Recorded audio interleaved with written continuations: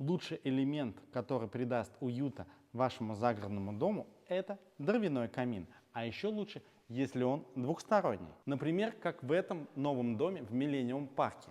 Он двухсторонний и объединяет столовую и гостиную.